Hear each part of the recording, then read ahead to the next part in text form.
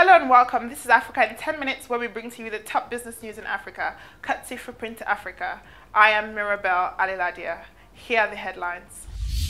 Trademark East Africa $53 million deal set to create 100,000 job opportunities in Rwanda. In South Africa, Telkom raises 61 billion rand in first debt issue of the year as it takes on cellular rivals. Africa sees progress in bid to create world's largest single market. Zimbabwe vows to ensure fair policies for local and foreign business investments. Ghana and Ivory Coast urge to adopt new strategies to boost cocoa. Now the news in detail. Rwanda's government has signed a memorandum of understanding with Trademark East Africa signed to support interventions which will be implemented between 2018 and 2023. The country's Minister of Finance and Economic Planning, Clever Gatete, has confirmed. The deal, which was signed this week, is valued at $53 million and is expected to lead to job creation, poverty reduction, and a projected increase in trade across the region. Trade and Markets East Africa is an East African not-for-profit organization established in 2010 to support the growth of trade, both regional and international, in East Africa. Trademark East Africa is focused on ensuring gains from trade result in tangible gains for East Africans. The organization's new program is focused on economic growth and will create over 100,000 jobs in Rwanda, according to Frank Matset, TMEA Group CEO.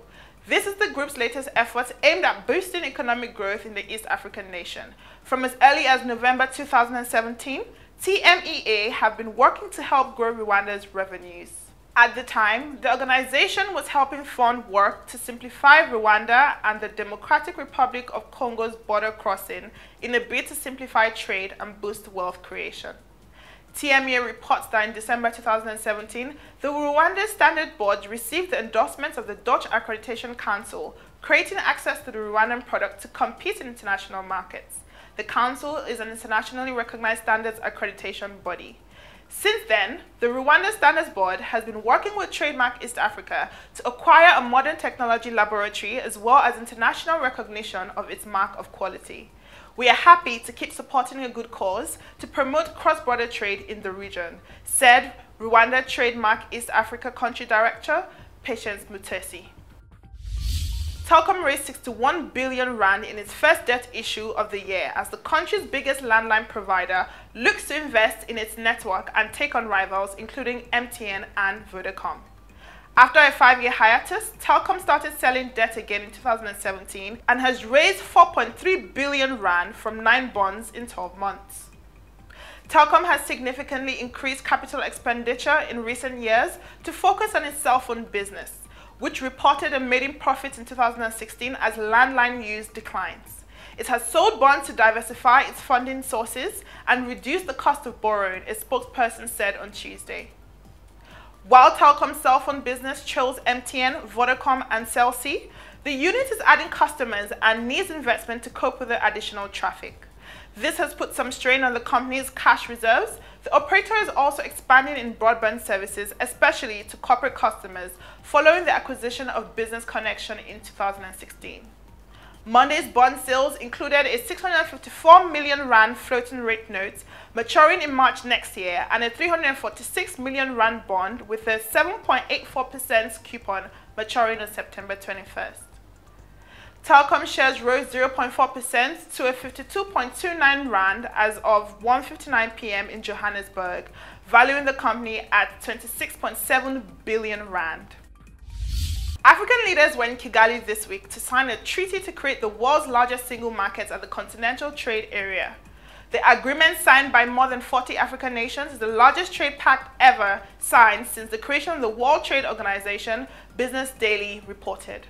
For Africa, after decades of independence marked by persistent underdevelopment and a marginal place in the international system, the terms of the debate are laid down in almost Manichaean terms: unite or perish, as Kwame Nkrumah said at the Addis Ababa Founding Summit.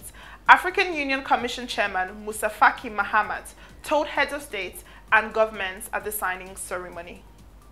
Our peoples, our business community, and our youth in particular cannot wait any longer to see the lifting of the barriers that divide our continent, hinder its economic takeoff, and perpetuate misery. even though Africa is abundantly endowed with wealth, Mr. Mohammed said. The pact is aimed at growing intra-African trade by creating a single market for the entire African continent, which boasts of a cumulative gross domestic product of more than 3.4 trillion US dollars. Zimbabwe's President Emmerson Mnangagwa has promised fair policies for local and foreign business investments at the Africa Business Forum in Kigali, Rwanda this week. We need to grow our economy and have policies that create jobs for the younger generations. We need to have a policy that will boost food security, he explained. His sentiments come barely 2 weeks after Zimbabwe welcomed Russian Foreign Minister Sergei Lavrov to the country. Zimbabwe is reportedly pursuing fruitful and gas platinum deals with Moscow. Zimbabwe's president this week commissioned a Cremora filling line at the nestled Zimbabwe Southerton factory. Step by step, we are revitalizing our economy and building a new Zimbabwe, he said shortly after the commissioning. Prior to the commissioning, the head of state held a meeting between United Nations Development Programme Chief and Vice Chair Achim Steiner. The discussions focused on ongoing cooperation between Zimbabwe and the United Nations, continued commitment to support an election process, and economic recovery. More than 50 African presidents have gathered in Kigali, Rwanda for the 10th Extraordinary Summit of the African Union. The heads of state plan to consider the legal instruments of the African Continental Free Trade Area and also launch the agreement officially to establish the treaty. The Free Trade Area deal is aimed at deepening African economic integration, promoting agricultural development, food security, industrialization, and structural economic transformation through single air continental transport markets with free movement of persons, capital, goods, and services. African heads of governments agreed to establish a continental free trade area in 2012 and started negotiations in 2015. The agreement is set to be signed by all 55 members of the African Union, bringing together 1.2 billion people with a combined gross domestic product of more than 2 trillion US dollars. Ghana's Senior Minister, Yo Osafo-Maffo, has said the time is ripe for Ghana and Côte d'Ivoire to develop strategies that will bring new life to the cocoa value chain and improve well-being of farmers. Speaking at a joint commission meeting, he said, at the economic management level, we are looking at a possible insurance system for our farmers. We must begin to think outside the box. We should consider the cocoa farmers and their well-being. The crop continues to be our economic backbone. The Investor Forum organized by Ghana and Côte d'Ivoire was in collaboration with the African Development Bank, and it brought together actors in the cocoa value chain, private sector financial institutions, as well as the World Bank. It was aimed at discussing possible solutions required to transform the cocoa sectors in Ghana and in Côte d'Ivoire, framework for the Ghana Cocoa Board Investment Program, and also joint commission statements in the preparation for the World Bank annual meeting. The forum also discussed how to enhance farm-level productivity, marketing, and issues of interest in international affairs. The meeting comes on the back low cocoa prices on the international markets, and it is expected to devise strategies for mitigating the harsh effects of declining prices on cocoa farmers. That sums up the news for the week. Sit back for the recap. Trademark East Africa $53 million US deal set to create 100,000 job opportunities in Rwanda. In South Africa, Telkom raises 61 billion in first debt issue of the year as it takes on cellular rivals. Africa sees progress in bid to create world's largest single markets. Zimbabwe vows to ensure political policies for local and foreign business investments. Ghana and Ivory Coast urge to adopt new strategies to boost cocoa. To keep up with the trending business news in Africa, stay connected.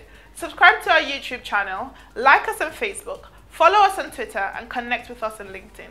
These news and reports are called from Footprint to Africa. For daily updates and more business news in Africa, log on to www.footprint2africa.com today. Footprint to Africa, business news made in Africa by Africans.